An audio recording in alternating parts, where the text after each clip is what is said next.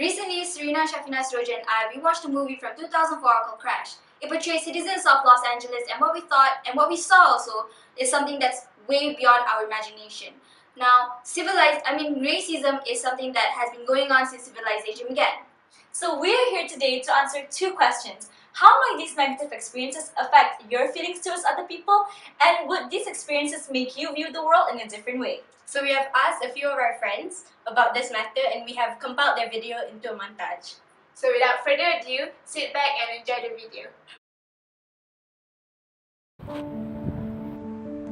Hi. Hi. Hello. Hi. Hey guys. I wanted to talk about me going through racism. In Malaysia, which we have Indians, we have Chinese, we have Malays. I have seen racist comments online. Whatever time of the day you'll go onto any social media, in fact, you will see Malaysians slandering each other regardless of whose race is it.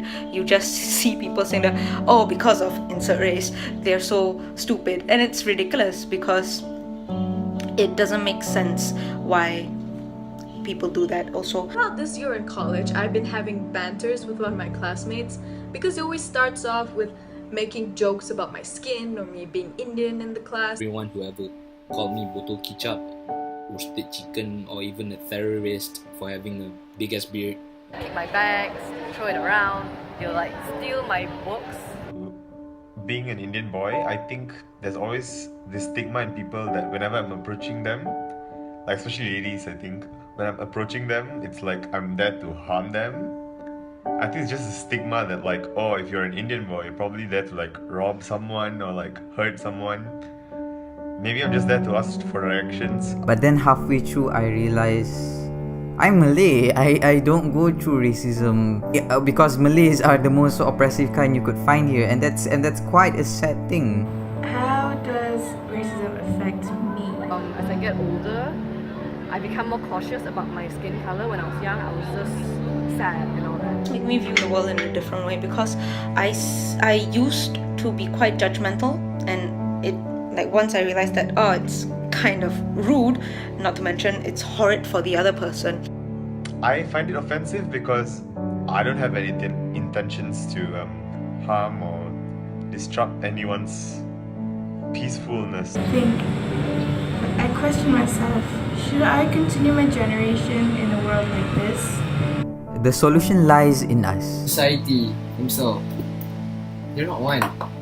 That if we begin to understand and educate ourselves about other people, other cultures, and start opening our minds, to accepting and tolerance among all our cultures and society. To spread love, not hate. Because preventing racism is almost useless if you don't practice what you preach. And that this land is supposed to be shared and not just kept for our own needs, and not just our own personal needs. It's something that should be shared. Racism can never die as long as the people themselves will change. And we can all make a change. Thank you. Spread love.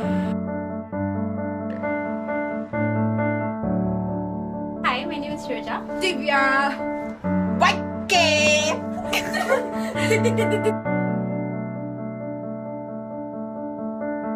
And although most of the times I understand that this is a regular thing and we're just throwing sarcasm at each other, sometimes it's undepictable to know whether he's making a joke or he's putting racism on me. That's how real it sounds sometimes. And most of the times I can brush it off because hey, I'm proud to say that I have a good head on my shoulders. But sometimes when these things do hurt, I basically just hang out with people who do not associate my skin color into conversation. I hang out with people who are considered my really good friends, and yeah, it makes me feel better.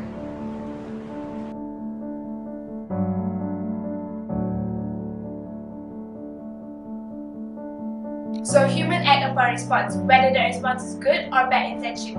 We are responsible in deciding what's best for us. Try putting yourself in the minority shoes for once. Try putting yourself in their shoes.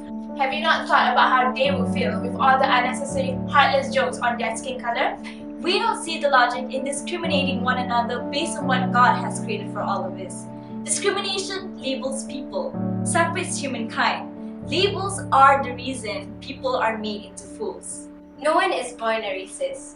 Babies do not enter the world with racist thoughts or racist opinions.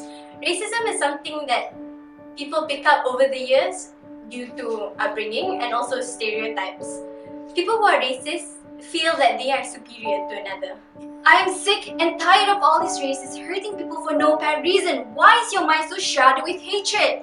We've been living in this world for many thousands of years, and yet we still walk the same land, we still breathe the same air, and yet what we still strive is for peace. Now to answer our question, racist experiences have made people more wary towards other people that are different races from them. Taunts and pressures from these people not only angers, but also makes people be in fear. Sadistic, isn't it? Unfortunately, to answer your second question, when an individual is put into a situation where isolation is deemed normal, we feel that humankind is more close-minded than we thought. Racism is inevitable.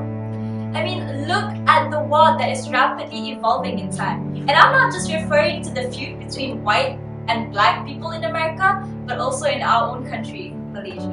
Unfortunately, there's no such thing as 100% equality. Now, there's always a party that's always superior than the other, so at least, can we try? Thank you so much for watching, and I hope you guys enjoyed watching the video. And if you do, please leave a like and do subscribe if you enjoyed watching. So, see you later. Bye. See you next time. Was it